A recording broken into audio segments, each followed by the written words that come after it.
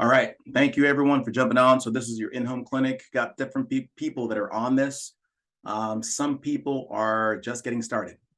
Other people have been in the business for a while, and some people are kind of in the middle. So wherever you are, you're going to get something out of it today. I'm going to be sometimes all over the place. So as you go through, we are going to have a Q&A at the very end. So feel free to jump on and just ask questions.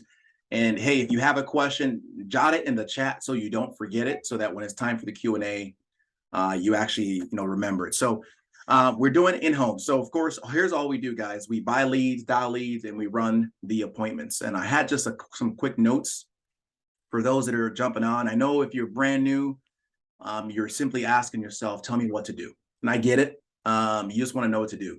Now, as you progress and age in the business, here's what you're going to find. And some of us, this happens automatically and we don't even recognize it's happening. Others, you'll notice it. So I'm going to tell you right now how you can have like a landmark. You know how you're going on a trip, if you see that landmark, you're close.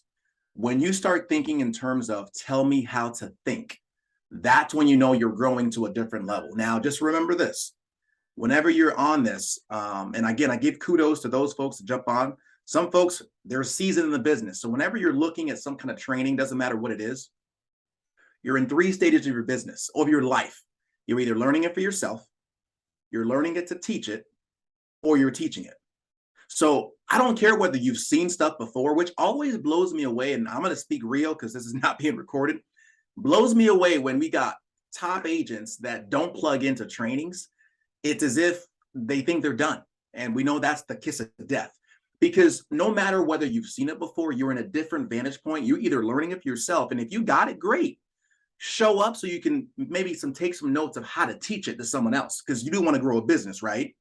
Or you are actually teaching it. So no matter where you are, you're always growing. So again, kudos for those that are showing up.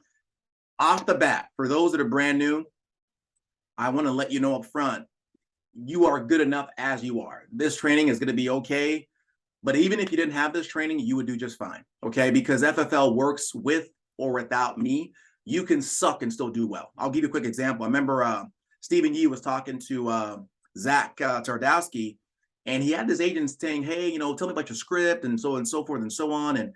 And then he asked the agent about his numbers. And here's what he found out.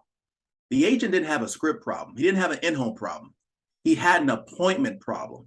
So we're going to go over some good stuff here today, but there is no in-home problem that more appointments will not solve, okay? So you're going to get better as you do it. So as you're going through and hearing what we're going to talk about today, don't do the drinking out of a fire hydrant thing. I want to, get you a cup so you can, be more effective as you get it. That's one thing. And a couple more things. Understand this up front.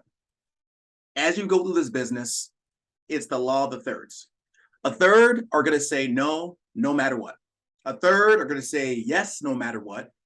A third will say yes or no, depending on your skill set. Okay. And hey, let me confirm. Can you guys hear me okay? Just give me a 1 on the chat if you can hear me okay, or a thumbs up. Okay, good stuff. So here's what when I got started, guys, I got started understanding and accepting the fact that I sucked, that I was not very good. I was just looking for the third. That's it. I wasn't looking to break records, to convert the ones that would say no. I wasn't looking at that. I wasn't looking to be good enough or thinking that I was good enough. All I knew was, okay, the third that will say yes no matter what, that's what I'm looking for. And all you got to do to get to those people is what? Do the dials. That's it. You just got to put the work in. So this training is not in any way, shape, or form a shortcut to get out of the work. It's simply to be more effective. Now you will be more effective. The only way this training will work is if you get more appointments, because this isn't one of those where, hey, yeah, you can put it in practice and maybe your next sale, you'll be able to use it. But most humans, spaced repetition is how they work. Like it's very rare that you're going to see something today and tomorrow you're doing it, right? We've been around long enough to know that's the case. I'm just saying, in order for this training to be effective for you, you will waste your time. I'm just being real with you guys. Wasting your time if you're going to get this training and you're not going to put more work into booking appointments to practice it, right? Why would I go to see a training and then not go to the basketball court to go and practice it? So I'm giving you some coaching points, because the worst thing I hate, I'm telling you, is you leave a training feeling all good. You're all, your heart's burning. You're like, yeah, I can do it. And then tomorrow you do nothing. I'm like, listen, I failed. Like, me as a trainer, I failed. I want to give you something that tomorrow you can take with you.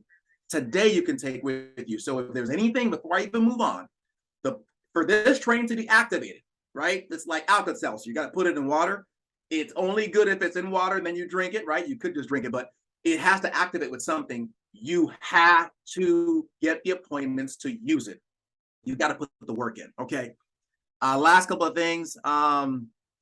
Again, the best you can do is the best you can do. When I got started, I was very, very nervous. If you're nervous doing a training, I love what Sean Mike said. He said, not on training, but a presentation, an in-home, over the phone. He says you're being selfish. And I was like, what? Yeah, you're being selfish. Yes, because it's not about you. It's about the client. And you took an insurance license. You went through all the effort of training. You know enough to help them, right? You know more than they do. And all they know is what they see for you. So all you got to know is this: as new as you are, whatever stage you're in, you are good enough to go help a client. And all you're looking for is the folks that are looking for help. So just understand that you don't need any more. You got to take away the junk that you already have. You've seen the boot camp. You got it all, is all I'm saying. This is simply going to allow you to get better. So if I do this right, you're not going to add to something that you already have. You're going to take away. Okay. I just want to be very clear. So how do you gauge whether or not this is working? You are taking away the fluff that used to basically hold you up, right? It isn't, oh, I'm going to add that. No. I'm going to replace that, or I'm going to take away this or that. That's how perfection, if you look at life, and I know I'm going a little philosophical because it's all about mindset.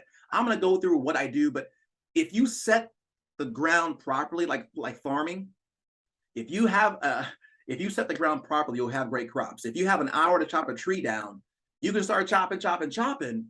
But if you spend 45 minutes to sharpen your axe, it'll take you 15 minutes to actually cut that tree down, versus just getting, and some of you've been, and hey, that's the first thing, because some effort is better than none, okay? So I'm just saying, it's very critical that you understand that it's all about mindset. And so I'm gonna work on your mindset today. And so as you ask yourself these questions, you'll get much better. All right, so let's jump into it. So some of you are doing in-home, some of you are doing telesales. I'm gonna just address it right now. What's better? In-home telesales, there's no better. There's just, it is. But I do want you to understand up front what the difference is. Telesales is like being a ninja, right? And boxing is like being in-home is like being a boxer. Anyone can box. It doesn't matter whether you're a scrawny grandma, they can train you how to box. But being a ninja, you go into the thing and someone says, hey, who do you want to be, a boxer or a ninja, in order to be able to learn how to fight? Well, you say, I want to be a ninja. Okay, we're going to learn to do a backflip, and then you're going to go flip around this person and go, hi-ya, crack him in the head. You're like, what the backflip?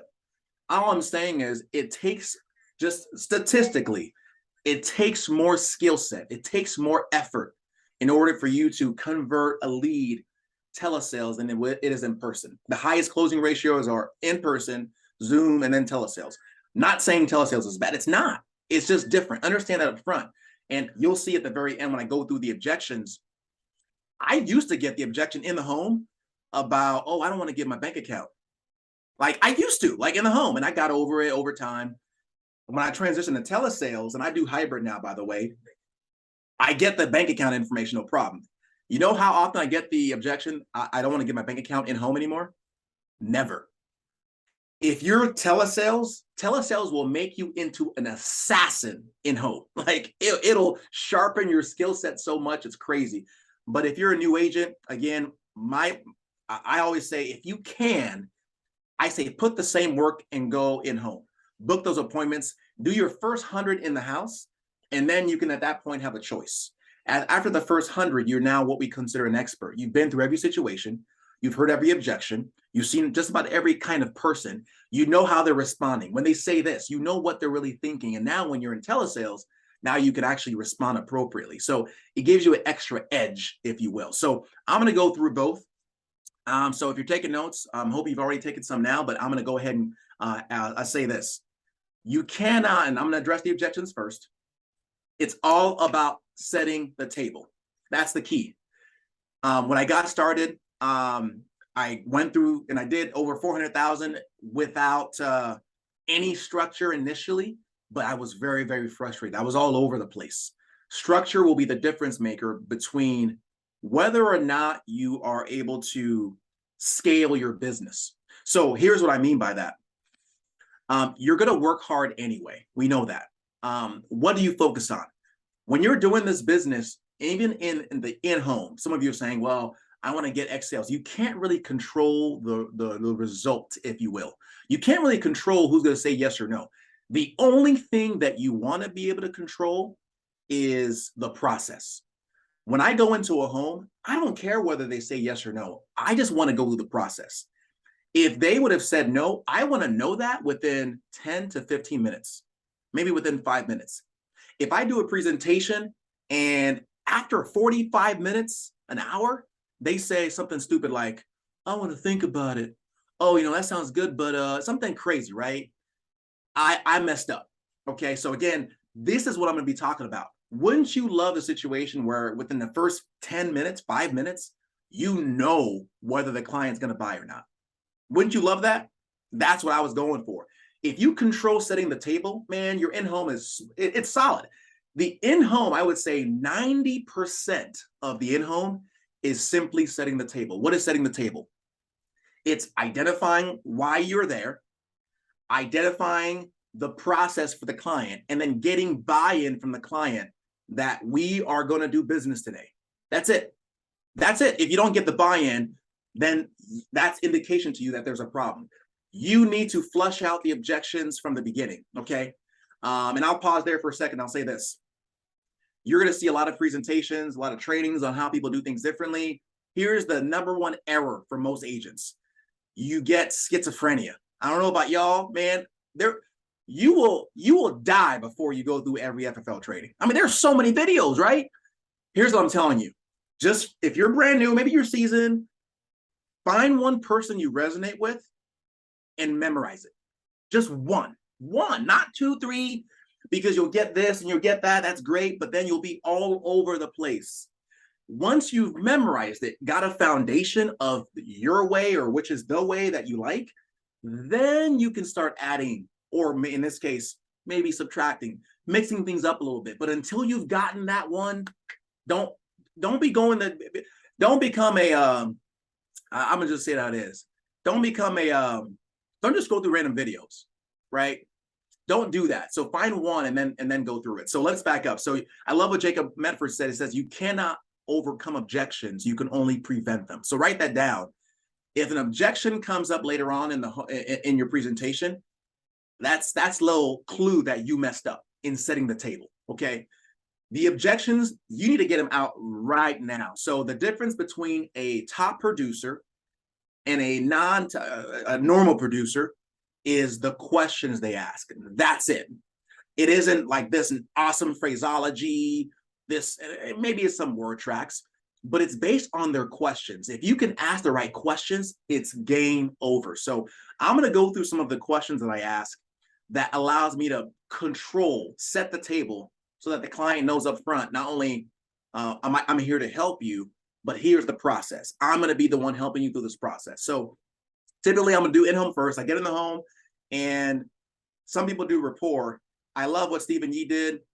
He gets in, do some kind of compliment, right? That's the best way to be able to break the ice. Hey, nice house. Find something nice to say, but typically it's a house. And ask specific questions that help you know answers to the application. So if you're in home, hey, nice house. How long have you guys been here? Hey, nice home. Oh, I love that picture. How long have you been here? Because in the Americo app, don't they ask how long they've been at the residence, right? You already know the answers. You see what I'm saying? So they say, hey, 5 years, that's great. How are the neighbors? Everything, okay, perfect. I sit down, and if I get in the home, I'm looking for the table. I say, hey, you want my shoes on or off? I'm leaning in, all right? I go through and, hey, again, I'm going to pause again. I'm giving you all these small caveats for those that are maybe been in the business for a while, maybe those that are middle looking for some small changes you can make. I want to say this for those that are brand new. I didn't do any of this stuff to get to 400 grand a year. I didn't do any of that. I just did this over time, right? I got better and better at being more effective. I never sold one IUL. All I did was simple issued life insurance. That's it. I said, oh, IUL, that's a good idea, but you don't have to be a ninja in order to be able to do and help over 400 families a year. You don't have to be. You just got to be very, very committed, dedicated to go helping families, finding the ones for you. Okay. So anyway, you get in and you take control. You can do that. Okay. Here's the first question: take control. Perfect. You want my shoes on or off? Respect. They say on. On. Oh, perfect. Hey, is this the way for the table? They say sure. You go to the table. I sit down, and some people print out their leads. I like to do it digitally, so I actually have it on my iPad. And I say, hey, here's the form you filled out. That look right? No errors? Perfect.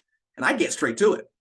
So Bill, so Woody. Hey, most people fill this out because they know if they passed away, they don't want to leave a burden on their family. Is that right? Top producers ask questions that they know the answer to. Never ask a question you don't know the answer to. If you do, you're in trouble. I used to ask, so why did you fill this out? So it will, depending on your skill set, it'll smoke you. Most of the time they're fine, but man, I've had some people go in left field. Well, I didn't know about this, well, I was hoping you would tell me about this. I mean, tell me more about it. That's not what I wanted to do. Now I have to go back, and I'm backstepping, so you can only have a yes or no. I assume you fill this out because if you pass away, you don't want to leave a burden on someone. Is that right? Perfect. Who's the person that you're not looking to leave a burden on? Your son? Okay. All right. So tell me about your son. Is he, do you live here locally? Is he doing well? Is good job, his own family? I'm literally gathering ammunition for why they need this. What's the situation of the son? How big will the burden be on the family member? And they say, yeah, he's doing well. Okay. So I'm finding out why am I there? And they're going to sell me on it, right? I'm going to first tell them, and then they're going to sell me on it. They say, yeah, it's my son. Perfect. So is he well enough financially where, if you die today, he'd be able to pay the 200 grand, or if it's a funeral, if it's a final expense appointment, he'd be able to pay the 25,000, no problem? Or would it put him out? Oh yeah. It will put him out. Got it. Now you said he's doing well financially. So obviously, you're doing this not because he needs it. You just want to make sure that you're not that guy. You're not that gal that leaves a burden on their family. Is that kind of what you're trying to do?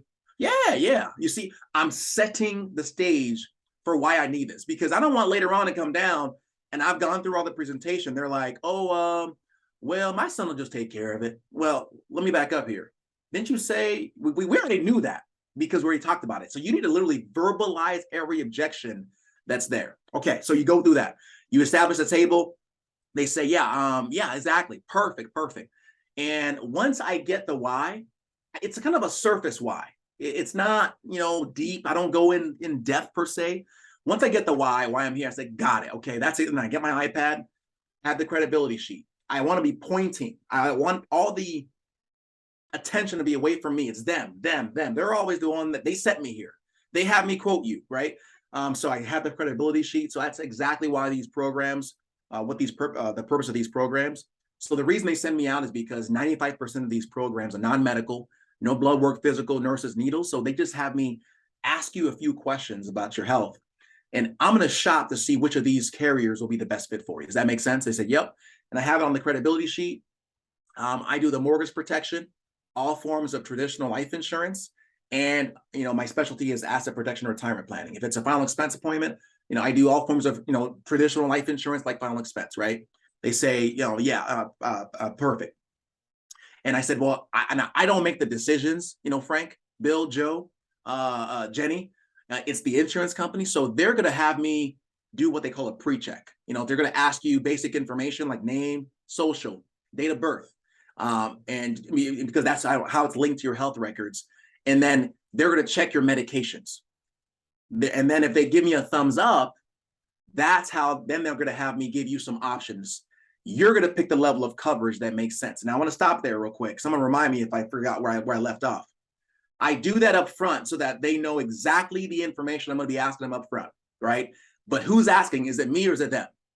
It's them, right? The carrier is going to be doing it. They're going to ask me name, date of birth, social. I stop there, right?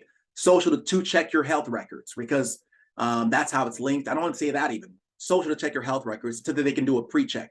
If they say that they're willing to look at you. So the way I do it, people do it differently. Some people go through all the different carriers.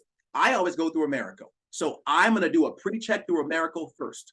So I tell them that we're going to do a pre-check, but I actually go into the application to do the America pre-check. But the way I'm telling them with them is I'm going to do a pre-check. They don't know which carrier.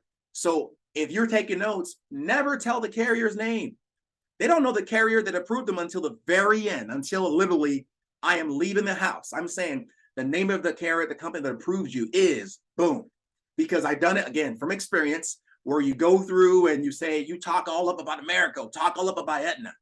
And then Aetna says no, then what? Then you're screwed, right? So again, I go through and I say, hey, so they're going to do a pre-check. And then if they say that they're willing to look at you, and people are they're used to pre-approvals. So it makes sense, right? They go to the car dealership, they get pre-approved. It makes sense to them. Anyway, if they say they're willing to look at you, I'm going to give you 3 options to pick from, and you're going to pick the level of coverage that makes the most sense for your needs and your budget. Does that sound fair?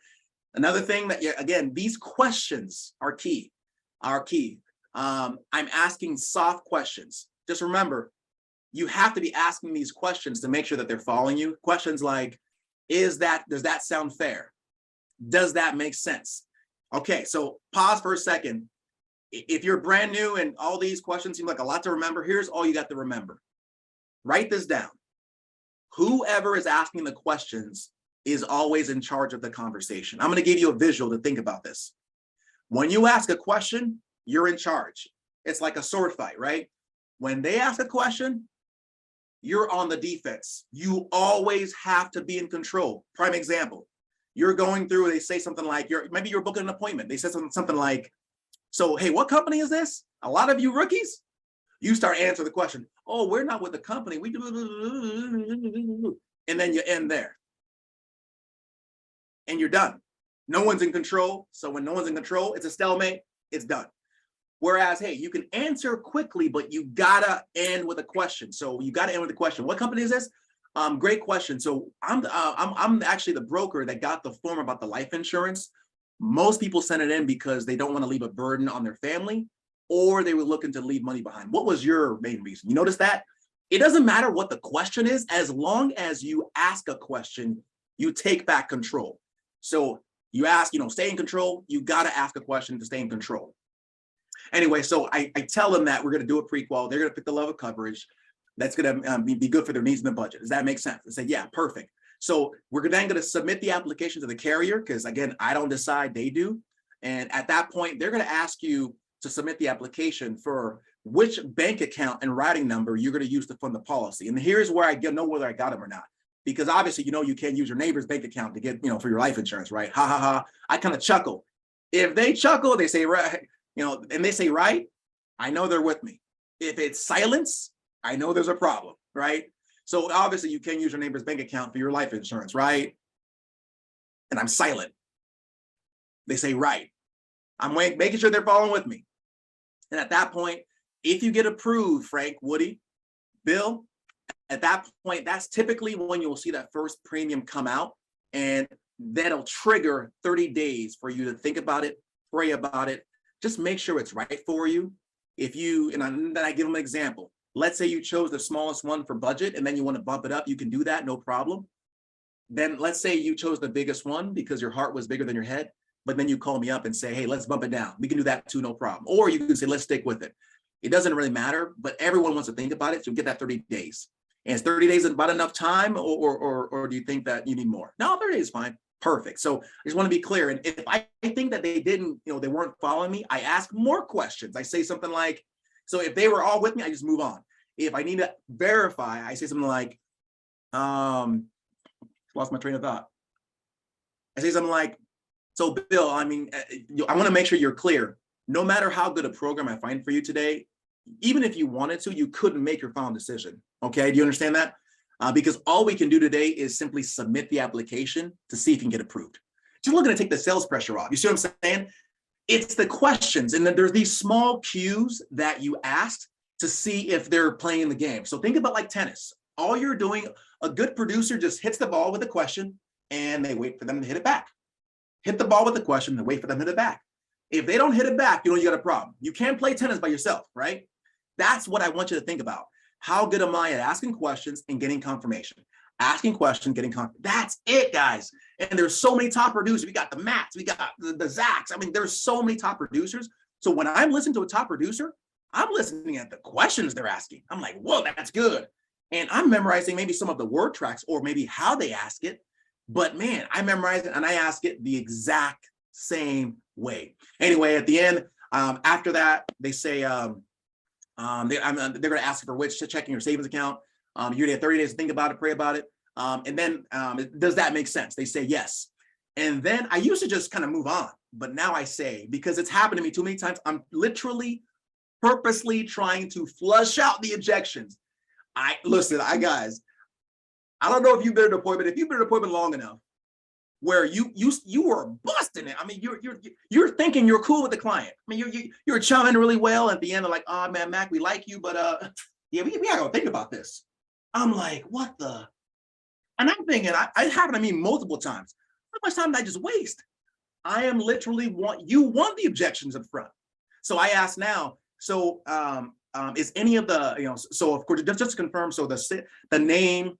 And the social to check your medications. And at the end, if we get to that point, the banking routing and account number, is any of that going to be a problem? I literally ask that. They say, no, perfect. And that's when they say things like, well, I don't know if I'm going to get my bank account.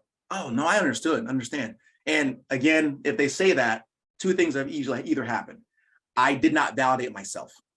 So again, in home, it doesn't happen to me. But if you're telesales, I'm going to stop there. I'm going to go back to telesales, tell you what I do to avoid that. But if they say it at that point, that's when you either did not prevent the objection, okay? But they'll say things like, oh, I don't know if I feel comfortable giving my social. Well, got it. Okay, now that's just because you have bad experience or, okay, and then you go into it. It's very, very rare they say that, at least in person. It's very, very rare. But they say typically, no, that's not going to be a problem. Perfect. And I'm going to ask you two things from you. Be honest and upfront with me about all the questions I'll ask you so I can make a good recommendation. Is that okay? Perfect. And second, give me your permission for me to be honest and upfront with you, even if that's to the point of being brutally honest. Do I have your permission? They just gave me their permission to be 100% real with them. When the dad says something stupid like he's the only breadwinner and he said, "Now I want to think about it." I'm like, hey, Brad, remember at the beginning, you gave me your permission to be 100% transparent with you. Listen, I'm gonna talk to you like my friend, Brad. Like, what are we doing here? If you walk out that door tomorrow, your family's like screwed, right? I mean, we're looking for, and so Brad, there are three reasons people say something like that. It's just be real with me, Brad. They don't understand it, so I confused you. They don't see a value, which I know from what we talked about, that's not it. Or maybe they say it's too expensive. Which of those three is the reason you're saying this? I know you love your family. I can do things like that because I got his permission up front. Anyway, the rest is downhill, guys. I mean, literally get your financial inventory. I mean, where we at? And you just ask the questions. Perfect. I'm going to go ahead and jump into it. And now it's smooth sailing.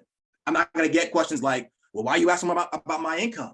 I'm not going to get any crazy questions. I literally just go through. So after I gather all the data, the basics about the income of not only the person that I'm talking to, but if it's a spouse, you got to get the information of the spouse or maybe the son or the brother to know how challenging it would be, right? If the spouse is a stay-at-home mom, get her information. And then here's the cool thing. So you get the data and then you look at it and then you do a recap before you give any numbers. Some of us just go through the numbers. This is where I've learned that there's so many ways you can lose control. And here's where I used to lose control. I got the data from, I know how bad it'll be. So I look at, I say, okay, looks like based on what we see, if you passed away, Sandra would be left in a world of hurt. Sandra only brings this, so you bring in this, and okay, and then she would have to go get the house. She would have to go get a job. She would have to get a credit card. She would have to go do a GoFundMe. Wow. Okay. So based on what we're seeing here, before I go through the numbers, guys, you guys do understand that, or you guys are with me that we got to put something in place today, right? Notice I did that. I'm just seeing whether they're with me or not. And then they'll say, yeah, we see that. Or I don't know. Okay, you go back to overcome the objection. I'm not giving you any numbers until we know we're going to do something. And again, I identified in the beginning that, hey, I'm going to find something comfortable, affordable, and you'll see what you qualify for, right? So again, I'm literally identifying the objections up front. They say, yes, perfect. I go through the 3 options. I say, I always do it 3 options. I do the highest, the middle, and then the lowest. And in the beginning, I had a lot of trouble knowing what to quote. So what I found out was I went back and did the budget. If you're brand new, you may go and do the budget. I say something like, I'm required to ensure that this fits your budget. So let me just go ahead and make sure that it's not over this certain percentage that it has to be. And I go through, all right, so I got their mortgage is this, I got the rent is this, utilities is probably running you about $200 a month, food, $500 a month. And I used to go through and find out what their budget was left, right? Now I found out you can do 7, 5, and 3% of their income. Guys, it's like, I don't know, a miracle number. So whatever their income is take home, 7% should be the max. 5% should be the middle. 3% should be the least it'll be. And I don't care whether it's $1,000 a month in Social Security or to $7,000. It always works. So whatever you're quoting, if it's a couple, he brings in 2,000, she brings in 4,000. You say, okay, they bring in 4,000 together. So 7% of that, someone do the math, please put it in the chat, whatever that is, that's the max. 3% of 4,000, whatever that is, that's the max coverage for both that you should be quoting. So a couple of hacks for how you quote. You want to keep it simple.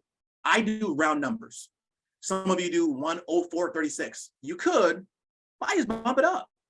Keep it simple. If you make it complicated, they will not make a decision. They will say things like, I want to think about it. So I make sure when I bundle it, it's them together. Thank you, Elmer. Appreciate that. So 7% of 4K is 280. So I know those 2 policies combined should add to 280, right? Another thing, I keep the coverage the same, right? Unless it's a situation where we're only doing the husband. So if it's like a $250,000 policy, it's $250K for the both of them, right? That's how I roll with it. So I say, once I've gotten it, it's setting the table. So I'm going to give you 3 options. Option 1 is going to be the highest I'm required to show to you because these are state regulated, so that you know it is the highest. So don't have a heart attack on me, right? I'm just trying to destroy sticker shock because it's high on purpose. You want to show them the highest on purpose. Option 2 is going to be the middle that they recommend. And option 3 is going to be the least that they recommend. Who recommended? They did. Of the 3, and then you'll pick. And I go through. And again, this is just extra. Again, this is me being more, doing small things to make sure that, I love what Matt Goodrich said last week. He said that you have to make sure that when you sell, some people just sell logically and they can do that. Some people sell with emotions and they can do that, but you need both. You got to sell with logic and emotion. I used to just sell with logic, but if you sell with logic, I mean, I don't know, Matt, if you can maybe share with, I forgot what he said on, if you sell with logic, time will come and then they could cancel. If you sell with emotion, time will come and then they could cancel. But if you do both, it's locked in. So when I first started, again, I didn't do any of this stuff. I just said, okay, option 1 is this, option 2 is this, option 3 is this. Which of those 3 do you like best? That's it. They picked, it was done. But over time, my closing ratio or my persistency has stayed better as I'm doing this. So I say of the 3 options, here's option 1. And I actually literally breathe life into the policy. So I say option 1 is going to be, and I tell what it's going to do. Option 1 will take care of the full cremation. This is the MAC. Let's say it's Americo, and they only want burial. Option 1 is, will take care of the burial, make sure there's no odds and ends, and it'll leave extra for any family members. So that's going to be max 40,000 if you died of a natural death, and then 80,000 accidental, trip and fall, hit your head. Someone was, texting and driving. You notice how I'm breathing life into the numbers, right? And option 3. And hey, let's say, tomorrow the doctor says you have 12 months to live. You can actually pull out half of that up front while you're alive. The 20,000, and then the rest goes to your family when you die. That's option 1. That is X amount of dollars a month. Boom, boom, boom. And I go through the 3, they pick, rest is history, right? That's how I roll with it. Now I'm going to go back before we do Q&A on telesales. Telesales, it's similar. I verify myself and I ask, hey, so Hey, this is Mac. I'm a licensed underwriter in Texas. Looks like you were, and I verify again, looks like you were looking for a little life insurance today. Is that right? First question. They say, oh, I was just looking. Yeah, that's right. Perfect. And were you looking for something that just, took care of the final expenses, or were you trying to leave money behind? Money behind. Got it. Okay. While I'm pulling this up, and if you don't mind me asking, what got you thinking about this? Did someone pass away recently? Was it COVID? Your health changed? They start telling me why we're doing this. Got it. Okay. So you're doing, and I literally repeat what they said. So you're wanting to make sure that if you die, you don't leave a burden. If you died, that your family didn't have to do a GoFundMe. Got it. Okay, perfect. Now, and this is where I transition. I got the why, I'm there. So have you ever gotten life insurance before, or is this your first time? First time? Got it. Perfect. Just, I'm going to actually, do you text much? No? Okay. Go ahead and grab a pen and paper. I'm going to give you my state license number. First things first, my name is, or if they text, perfect. I'm actually sending you my card. It'll have my license number and all the carriers I represent. Let me know when you get that. I wait. I got it. Perfect. I'm just required to give that to you because these are state regulated, just to make sure you know who I am, because I had to go through a background check to get this license. And this is how I feed my family. So I want you to make sure that, I'm a professional, and I'm not going to jeopardize my family in that way. Does that make sense? I just verify myself. I just made it where we're level. I'm a real guy, right? They got the, oh, who are you? They got that. They got my license. I move forward. Okay, and then maybe they say, no, I've gotten life insurance before. Perfect. So you'll be familiar with the process. Whether they say, yes, they've done it before, or they haven't, I don't care. Let me just go ahead and go through the process of what you can expect, because some things have changed. So I'm what you call a broker, meaning I don't just represent one company. I have access to all of them. So I have access to all the best carriers in the state. So what I'm going to do is I'm just going to ask you questions about your health, income, that kind of stuff.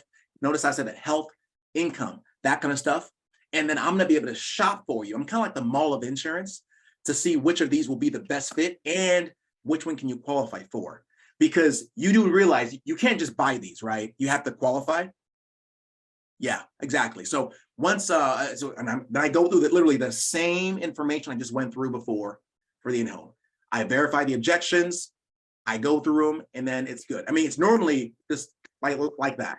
Now, when it comes to giving the options over the phone, I do it the same way. I say, okay, perfect. So here's what I'm gonna do. Just give me about 2-3 minutes. I'm actually gonna just get you some options real quick. It'll be silent for about a minute. I can't chew gum and talk at the same time. And then I'll come back and I'll just give you your options, you pick, and then we'll see what they say. Sound good? Yeah, perfect. We submit it. And by the time I've gotten there, guys, I'm already 3/4 of the way through the application. Whereas some of us are going all the way through, then we want to do the application. Now, by the time I've done the underwriting, I already know who I'm going with, right?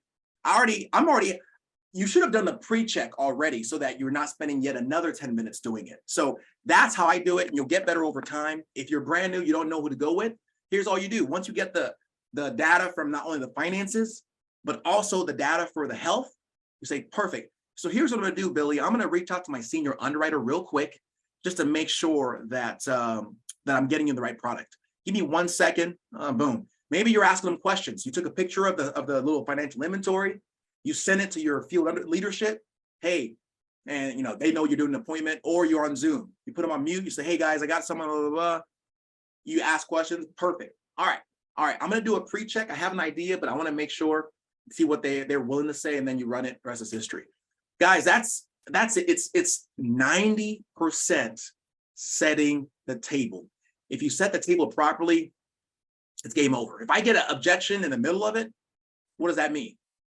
You messed up, right? You messed up somewhere, which is okay. I'm like, oh yeah. And there'll be times here's a little note. The clients that you jive with the most, I mean, you're like chumming away. Oh yeah, you used to play ball. I play ball too. Oh yeah. You got 5 kids? I got 5 kids. You got a cousin? Oh, I got a cousin. Man, I'm telling you, when it's going too good, they're the ones that would tell you they want to think about it. Almost every time. Go there to do your business first, meaning me and you aren't friends until we're doing the application. Once you picked one, that's when we're friends. Like, that's when I start getting into, okay, so tell me about your grandkids. We're cool now. But until then, I'm not, we're not buddies. Because the worst feeling is feeling like you let someone down. You were all cool, but you couldn't protect the family? how cool are you really? Right. See, so don't get too, it's not about being chummy with them. No, it's about getting them protected. And once that's done, the rest is history. So that's the short and the long of it, guys. There's some things I probably skipped over, but I'm going to open it up right now for maybe some Q&A. People have some questions, throw it at me. And I'm actually going to just, if you wouldn't mind, unmute them. Let me throw the chat down. I think quite a few people threw questions in the chat, just so you know. Oh, beautiful. All right, cool. Let me see. We got Sam. You said, if a client's not playing ball with you, or track it up, with your setup, how long do you spend with them? I give them 3 chances. So I do it pretty quickly. So let's give me an example. Let's say, I don't know, Sam, you still on? Give me an objection that a client will say that indicates they're not playing ball, if you're still on. I'm happy with what I have. Got it. So let's say, are we in person or over the phone? In person. In person. Got it. So again, that's not going to happen. See, every objection you get is because you didn't ask the right question. So I get in there. So Sam, most people send this in because they know if they die, they don't want to leave a burden on their family. Is that about right? Remember, they sent the request in, so they ain't gonna say that. But let's say that was what I started with. How do you respond, Sam? As the client? Yeah, you're the client. So I say, I get in right in the get-go. Most folks send this in because they know if they pass away, they don't want to leave a burden on their family, or they're looking to leave extra money. Does that sound about right? Well, I mean, I have insurance already. Great, awesome. Now, Sam, you seem like a pretty sharp guy. So obviously you knew that before you sent the form in, right? So were you looking to make sure what you have goes further, or were you just trying to compare prices? Like what were you thinking, you think? I guess I just want to make sure I had something that would go further. Stop there. Listen, when you ask me a stupid question like that, I'm gonna put it back on you. You filled the form out, not me. You just suddenly realize you had insurance? Nah, come on. So people say things that really aren't really objections. They're just complaints. Well, he says, I already got something. Of course you do, Sam. You seem like a sharp guy. So were you looking to make sure that what you had was the best in town, or were you just trying to make sure it went further? Now it's on him. What am I? Maybe I am an idiot. Maybe, I mean, like, who's going to say that to themselves, right? So again, it's all about addressing the objection. So if an agent went in the home, didn't ask that question, then they get stuck at the end. Now the client uses it as a bomb and they blow up the whole appointment. And like, thanks for bringing that up, Sam. So as I'm going through the financial inventory, you got to identify what they already have. Anything you have right now that would pay to your family when you die. Sam, go ahead. Role play with me for a second. Yeah, I have a policy that's $30,000. Perfect. Do you know who that's with by chance, Sam? Yeah, I think it's with Gerber. Gerber, awesome, perfect. And off the top of your head, Sam, how much are you paying for that a month, give or take? You know, I think I was paying like $30 a month for it. Okay, 30 a month for you said 30,000? Mm-hmm. Got it. Now, Sam, I just want to make sure you're aware, these are all state regulated. Did you get that like when you were 2 years old, or? I got it a while ago. I can't remember. It's probably like maybe a year ago. Got it. So 2 things at play. All I'm saying is whatever they have, you have to identify it and you have to destroy it right then and there. Listen, if a guy comes to you and you're already married, or you got a girlfriend, he's trying to hit on your girl, do you wait till later, next week, next year to go hit him up? Or do you knock him out? Right? Knock him out. Listen, whatever policy that they have, if you do not identify what the purpose of it is for and why we're still doing this right then and there, you are in trouble. You say, oh, great, you have their dental policy. Wonderful. You keep going, and you get to the end, you give them the price, and they're like, no, we're gonna stick with what we got. I'm like, what? So he says, Sam, the way this works, these are all state regulated. So what that means is the prices are the prices. There's this, it's like gas. Shell sells it for $5.05, Exxon for maybe $5.03. Like the prices can't change. So that price for that money doesn't make any sense. So we're gonna want to look at that for you. But let's say this was he was looking to maybe replace. Let's say he said that he was looking to just see something better. I am going to destroy that policy. Now, Sam, hey, I want to make sure that I'm putting you in the best position, Sam. It'll save me 10 minutes. Go ahead and grab that policy real quick, just so I can make sure that I'm going to put you in the best spot. I stopped the whole show. We are going to find that policy right now, like right now. And if you say you can't find it, dang, Sam, I did this once. I said, dang, Sam. So that kind of concerned me. So like, if you don't know where it is and you die today, how would your wife know? Sam, listen, I'm gonna do you a favor. We're gonna call the carrier and we're just gonna find out and get you a duplicate policy, because what we do today, hey, may be good, but I want to make sure she gets the money that you're working hard for. Is that cool? And literally, I get my phone out, I put it on speakerphone, I call Gerber, we talk to customer service. While it's on speaker, I'm asking the rest of the questions. Gerber comes on the line. I did this once. And they say, hey, I have a client here. He just doesn't know what he has, and he wants to request his policy. They verify the client. Man, he had nothing. Oh, you have I want the client to hear, oh, looks like he has an accidental policy only.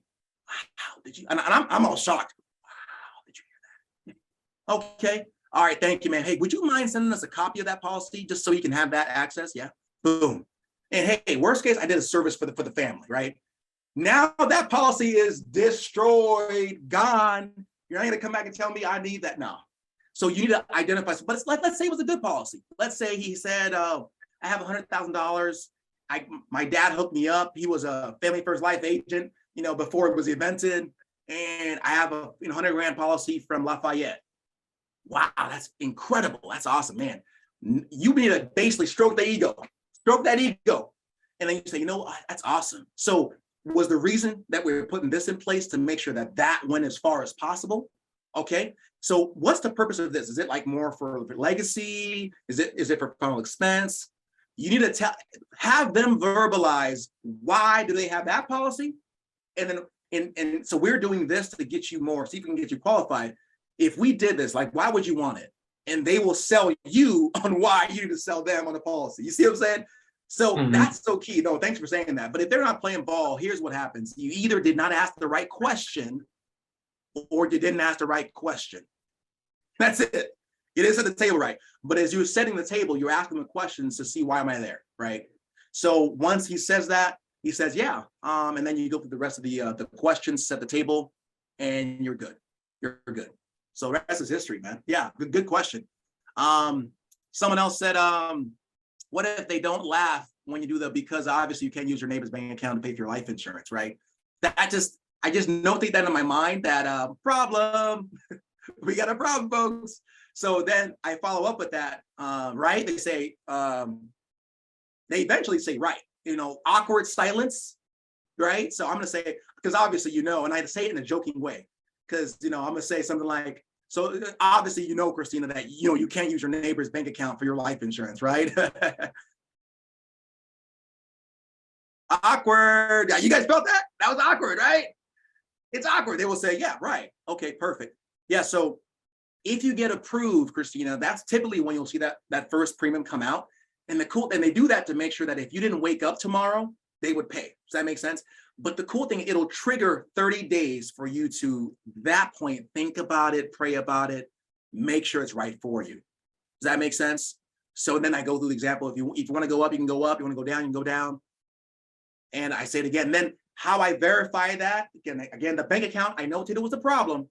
Then they say, yeah, that makes sense. And I say, so, so just so for the process, the social to check your medications. And at the very end, if you get to that point, the bank account to submit the application or submit for the approval, is any of that going to be a problem? I say it again, because I used to just say it one time and I get to the end, they say, oh, I don't feel comfortable. Or they say, oh, I don't have a bank account, or I have a direct express card. So I say, is any of that going to be a problem? The social to check your medications and the banking, routing, and account number. I used to just say the banking information, but somehow that's getting through people's minds, going over their heads. So now I say the banking, routing, and account number, so we can see if we can get you an approval. Any of that, do you have that with you, or do you got to find it? That's what I say now. Is that something that you have memorized, or will you go have to find it? That's when it comes out. Oh, I only have my debit card. I want to know that right now. You see what I'm saying? Because you know whether you can help them now, whether you can't, which company, so forth and so on. Hope that answers your question. Give me a follow-up if you can. He says, where can we find the credibility sheet? teamffl.com. It has all that goodness. That quotes the whole works. Who is the person you copied? Thank you for asking. So again, I started, I had a little schizophrenia, but I started doing it. It initially began with, I forget his name now, Geiger, Julius. And I copied it word for word. But here's what I found. The people that you can only take people to a level, you can't take people to a level you've never been. So I looked at people that were top producers. I looked at a guy, he did about 700,000. And I eventually, his name is Chris Cazares. I eventually saw his script. I literally went on YouTube. I scripted it. Like I spent my time, I would press pause, wrote it out, and I memorized what he said. Some of it applied, others didn't. And he doesn't get objections. He gets to the point where, but he says, you know, he already got the data. He goes, so before I give you some numbers, based on what we put together, it looks like, and he goes through the information, he does a recap. You guys are with me that you need to put something in place today, right? You guys are with me that you need to, you know, replace this policy, right?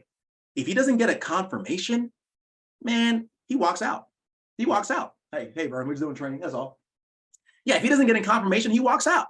Someone says like, oh, I don't know. And then he tries to battle. I tried 3 times to battle the family, you know, and they say, oh, I don't know. I don't know if I'm in place. Well, just what are the prices? Well, the prices don't matter. You know, and you try 3 times. And if they're not willing to say, you know what, yeah, we do see what you're saying, I leave. I pick up my stuff and I roll. I don't give you numbers. The only thing you have to give them is numbers. That's it. Once you give the numbers, what do you got to give them? That was your only ace in the hole. So some of you that are too happy to just give the numbers, that's not, you can't do that, right? You have to tell them it's a process. Don't be the quote guy or girl. You are a professional. They say, I just want the numbers. Well, oh, sorry, I'm sorry if I confused you. I'm in the department where we actually get you the approvals. Were you looking for the sales department? Yeah, we actually get you the approval. So, I mean, and you do understand that numbers are useless if you can actually get it, right?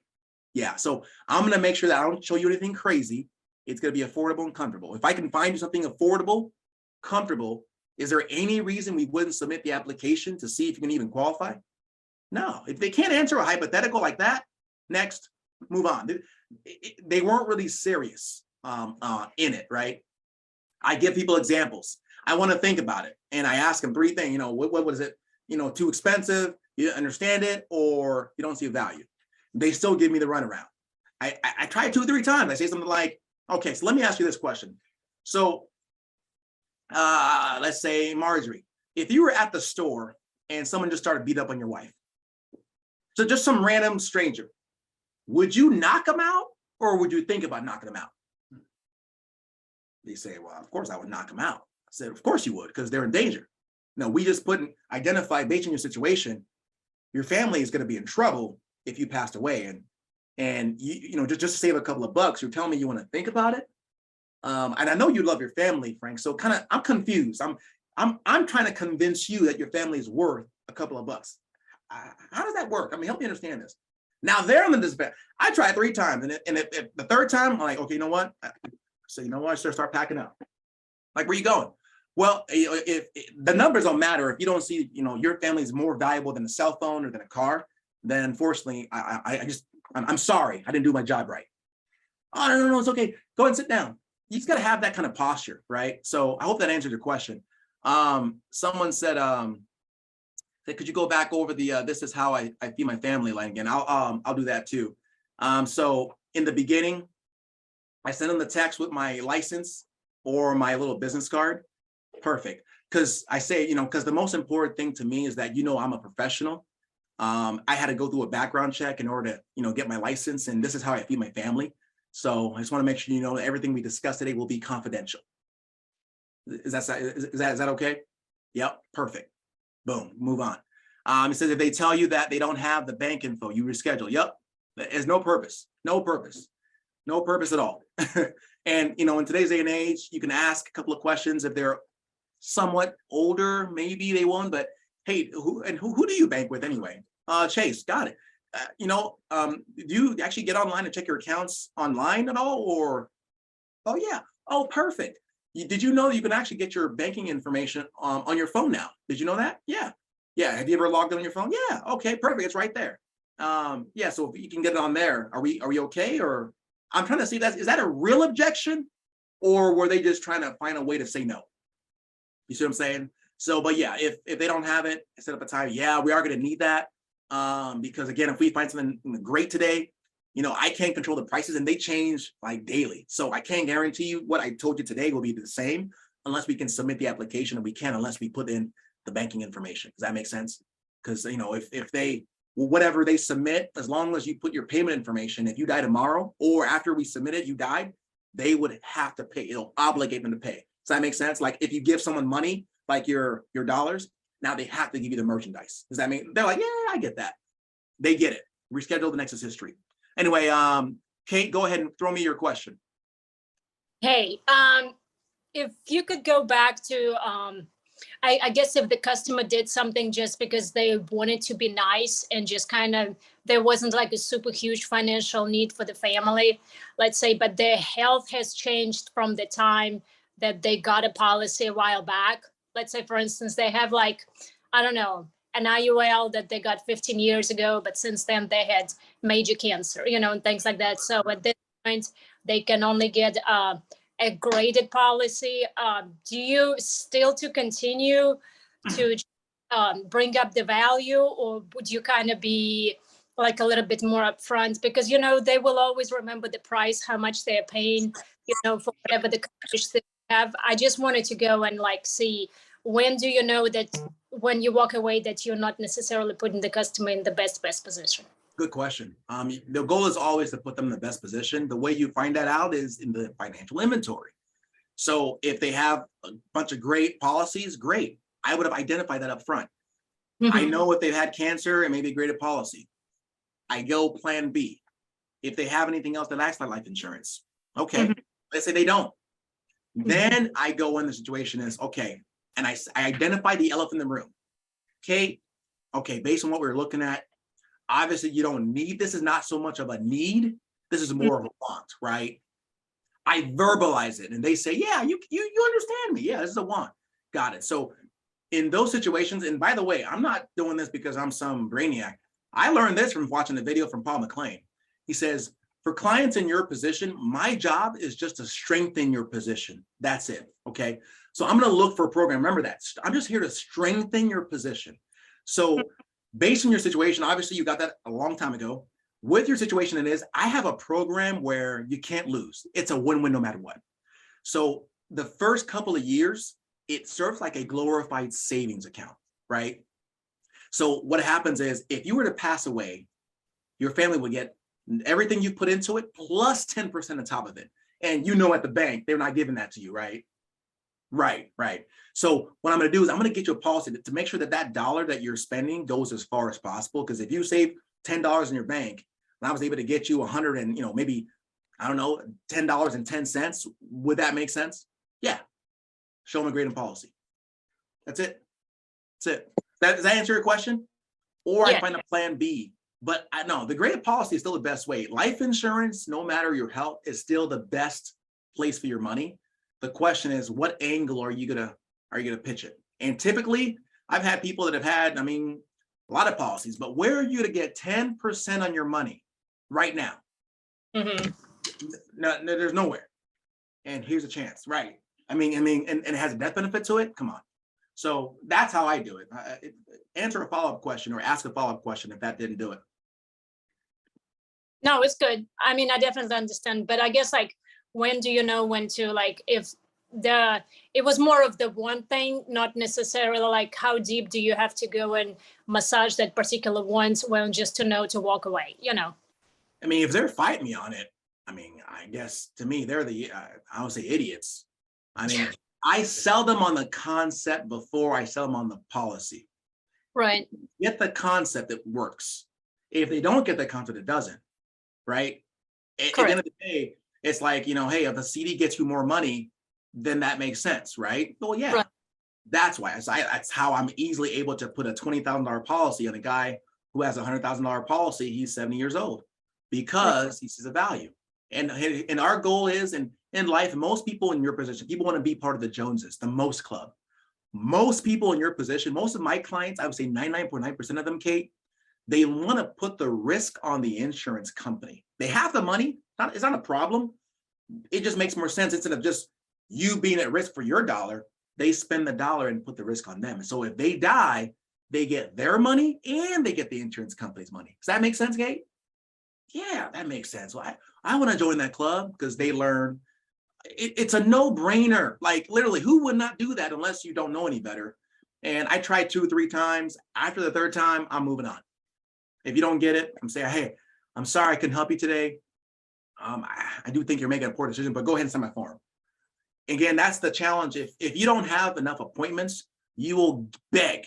You're at their knees. Oh, please, buy my policy, please. Ain't none of that. No, I'm moving on. And the way the scoreboard of success is not the sales you get. It's the process. Here's how you know you succeeded. Did you follow your process? If you followed your process, the numbers work to your advantage.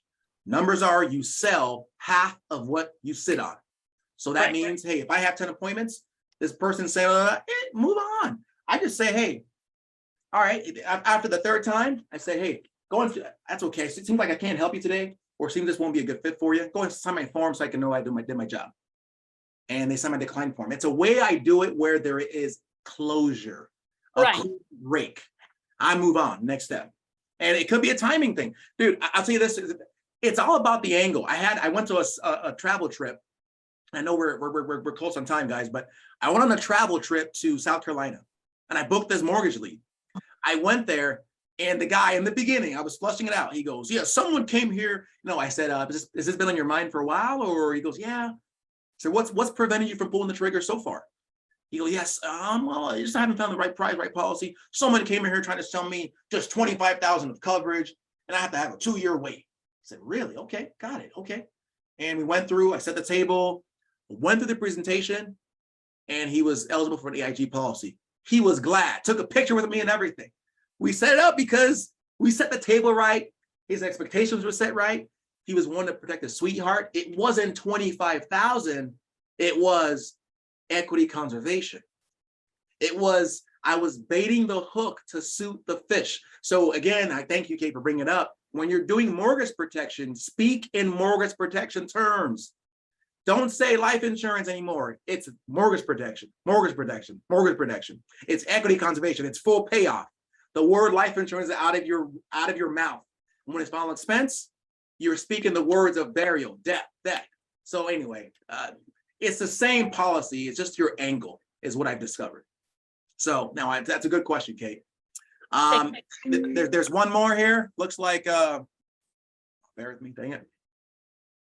Looks like, what if they want to choose a trust fund over a life insurance policy, but after they've already requested information about a whole life policy for their child? Clarify that a little bit for me. I think you're asking, they requested the information, but then later on they say, well, we're just going to do a trust fund. If you're on, Susan, if you can clarify that for me.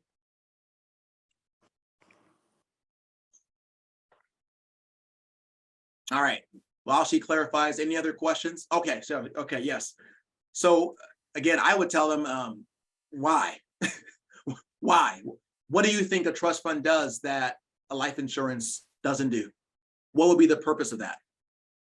I just want to put in a trust. Okay. You could do that. But again, most people get life insurance because you want to put the risk on the insurance company, right? Again, it's not a matter of whether you have the money, it's what's the most prudent thing to do, right?